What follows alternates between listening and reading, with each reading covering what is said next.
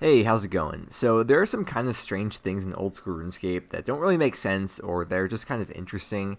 And these things aren't going to alter your whole perspective on the game or anything. They're just kind of unique and you might not have known about them unless you were paying attention. You'll probably know at least one, if not more, of the things on this list, but my goal is that you learn at least one new thing today. So with that being said, today we are going to be going over 10 mildly interesting facts in Old School Runescape. Fact number 1 is that there are random grass tiles placed in the game.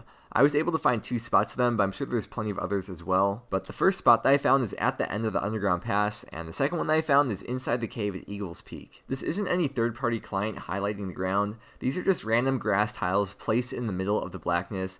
And if you don't believe me, go there and check it out for yourself because it is very strange. The second fact is that you can't note cabbages at the Tool Leprechaun by the cabbage field. Normally, you can hand the Tool Leprechaun whatever you're farming and he can note it for you, but this one refuses to note cabbages, apparently because he's around them all day and doesn't want any more. But if you take your cabbages to any other Tool Leprechaun, they'll note it for you without issue. For the third fact, I want you to take a good look at Hans in Lumbridge. Now, I'm sure you've seen him all the time, but pay close attention to what he's wearing. Alright, now we're going to head over to the Flax Keeper by Sears Village and pay close attention to what he's wearing. And you can probably see where I'm going with this. So, Hans in Lumbridge and the Flax Keeper by Sears Village have very similar, if not the same, character models and clothes. Fact number 4 is about vial smashing. So after finishing the bar crawl mini quest, you're able to learn vial smashing, which automatically gets rid of vials after you finish the last dose of a potion. However, even if you go back to free to play, this effect still remains in place, and if you finish a potion, the vial will still disappear automatically if you had vial smashing enabled. And if you take a look at the game chat, it'll tell you the same message you would get in the members world, letting you know you smashed the vial using the trick a barbarian taught you. Fact number 5 is about Winter Toad. So gloves and torches don't count as part of the set for the XP boost, but there is a useful perk to having them. According to this tweet from Mod Ash, when you've got at least 3 gloves and you roll them again on your crate, you'll get a magic seed instead. And the same goes for torches, except you get a torstal seed. So instead of turning in all your torches and warm gloves for crates, you might want to consider keeping 3 of them in your bank. Now for number 6, when you're making unfinished potions, all you normally have in your inventory are vials of water and the herb that you're using, but for some reason the animation of your character is using a pestle and mortar even though you don't have one. For fact number 7, I'm sure you all know about Zaf's staff shop in Varrock.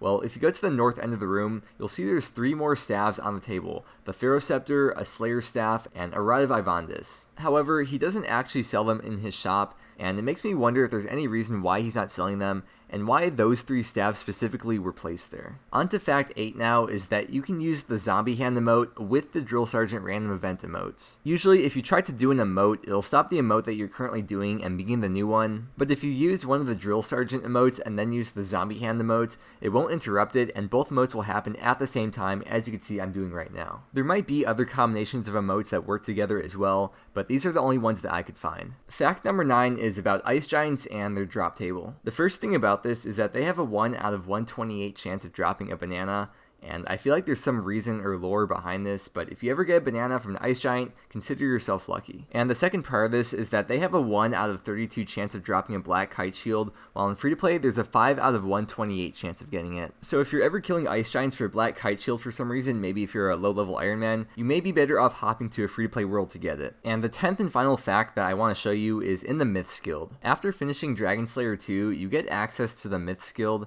and if you head over to this northwest corner of the ground floor, you can see this statue of a player. This statue is meant to be Wook's, and this was his setup when he was the first player to solo the Corporal Beast years and years ago. Wook's has achieved so many firsts in RuneScape, and has done such an insane amount of unbelievable things in the game, that this is a well-deserved and fitting statue of him. That is going to wrap it up for today though, and like I said at the start, I do hope you learned at least one new thing today, and if not, I hope you enjoyed the video either way. If you did enjoy and want to see more like this, then please let me know by giving the video a like, so that way I know you want to see more like this one. And I'm currently posting every day at 9 AM Pacific time, so if you want to stay up to date on the videos, then please consider subscribing to the channel because it really does help out a lot. But otherwise, I want to thank you so much for watching. I hope you have a great day, and I will see you again tomorrow.